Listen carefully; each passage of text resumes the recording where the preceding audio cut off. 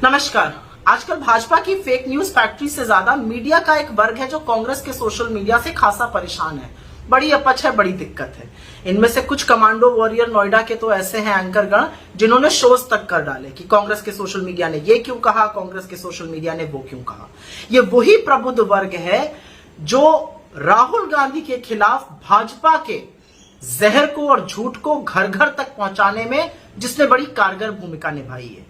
ये वही चरण चुंबक है जिनको राहुल गांधी के खिलाफ बोले हुए अपशब्द सुनाई नहीं देते, जिनको राहुल गांधी की छवि को बिगाड़ने की भाजपा का जो सुनियोजित षड्यंत्र था वो दिखाई नहीं देता, जिनको राहुल गांधी के बयानों को तोड़ मरोड़ करके जो भाजपा झूठा प्रचारित करती है ना वो दिखाई देता है ना सुनाई देता है। इन बेचारों को तो कांग्रेस की पूर्व अध्यक्ष और एक शहीद की पत्नी के खिलाफ बोले हुए घिनौने गंदे झूठ जो खुद प्रधानमंत्री ने बोले हैं वो भी सुनाई नहीं देते।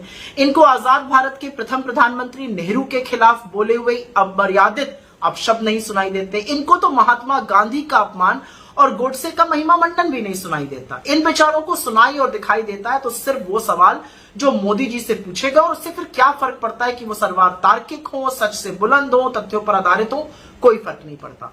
तो मेरी ऐसे लोगों को एक चुनौती है और भाजपाइयों को भी चुनौती है।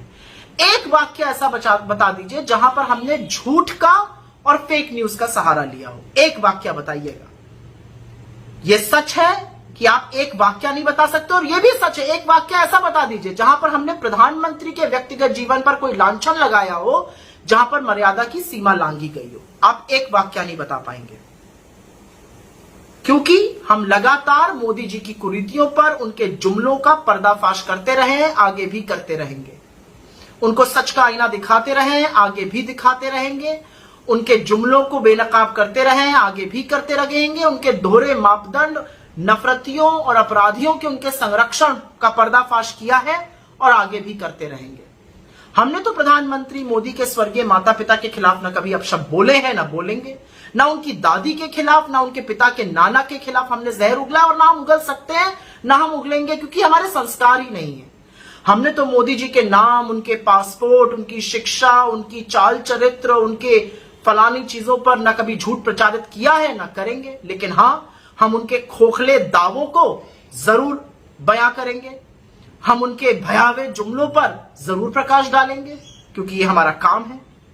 हमने ये सब नहीं किया, लेकिन हम तो वो कर रहे हैं जो मीडिया को करना चाहिए था। हम मोदी जी से महंगाई पर, बेरोजगारी पर, गरीबी पर, आर्थिक असमानता पर, चीनी अतिक्रमण पर, अडानी के महाघोटाले पर, महिला की सुरक्षा पर, अपराधियों को दिए संरक्षण पर लगातार सवाल पूछ रहे हैं और सवाल पूछते रहेंगे। ये काम तो आपको करना था, काम हम कर रहे हैं। और असलियत यह है कि भाजपा की परोसी हुई नफरत का सामना हम तथ्य से, आंकड़ों से, सच से और कभी कभी व्यंग से देते हैं। यह भी सच है कि भाजपा ने और मोदी जी ने करोड़ों रुपए और मीडिया के बलबूते पर राहुल गांधी जी की छवि नष्ट करने की बड़ी कोशिशें करी।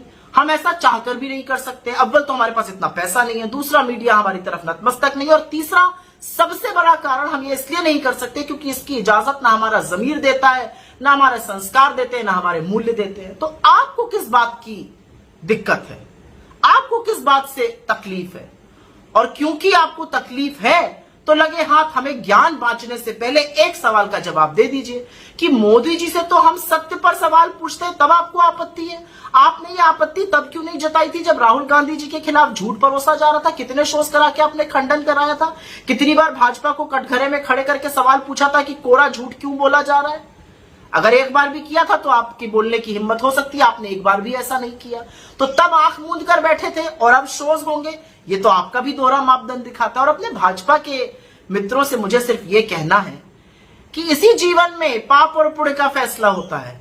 इसी जीवन में अपने कर्मों की सजा भुगतनी पड़ती है। बड़ी नफरत फैलाई है, बड़ा जहर उगला है। हम तो इसका सामना मोहब्बत से करेंगे, लेकिन हिसाब तो आपको देना होगा। ये तो शास्त्रों में अंकित है। और एक ही बात कह के जा रही हूं, बोया पेड़ बबूल का तो आम कहां से होए। सोचिएगा।